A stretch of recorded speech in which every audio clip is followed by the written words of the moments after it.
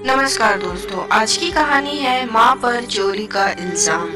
राकेश की शादी को अभी 6 महीने ही हुए थे। राकेश के परिवार में उसकी माँ और उसकी पत्नी रहती थी। एक दिन की बात है, राकेश की पत्नी बार बार माँ पर इल्जाम लगाए जा रही थी और पति राकेश बार बार उसे खामोश रहने को कह रहा था, लेकिन पत्नी चुप होने का नाम ही नहीं ले रही थी। बार बार जोर जोर से चीख चीख कर यही कह रही थी कि उसने अंगूठी टेबल पर ही रखी थी और तुम्हारे और मेरे सिवा इस कमरे में कोई नहीं आया, तो अंगूठी हो ना हो माझी ने ही चुराई है। बात जब पति की बर्दाश्त के बाहर निकल गई तो उसने अपनी पत्नी को जोरदार थप्पड़ जड़ दिया।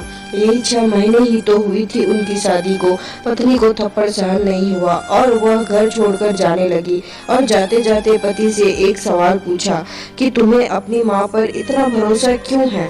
उस समय पति ने जो उत्तर दिया उसे दरवाजे के पीछे खड़ी माँ ने सुना तो उसका दिल भर आया।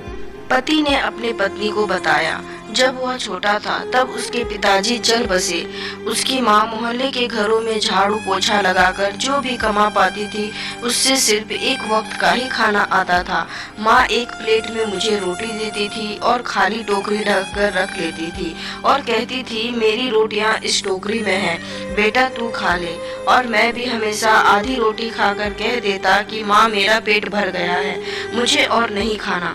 माँ ने मुझे मेरी आधी जूठी रोटी खाकर मुझे पाला पोसा और बड़ा किया, और आज जब मैं 2 रोटी कमाने के काबिल हो गया हूँ तो मैं यह कैसे भूल सकता हूँ कि जिस माँ ने अपनी उम्र के उस हिस्से में अपनी ख्वाहिशों को मारा है, वह माँ आज उम्र के इस हिस्से में कैसे अंगूठी की भूखी होगी। यह मैं सोच भी नहीं सकता। तुम तो सिर्फ 6 महीने से मेरे साथ हो, मगर मैंने तो माँ के कठोर परिश्रम को बचपन से देखा है। यह सुनते ही माँ की आंखों में आंसू छलक उठे। वह समझ नहीं पा रही थी कि बेटा उसकी आधी रोटी का कर्ज चुका रहा है या वह अपने बेटे की आधी रोटी का कर्ज।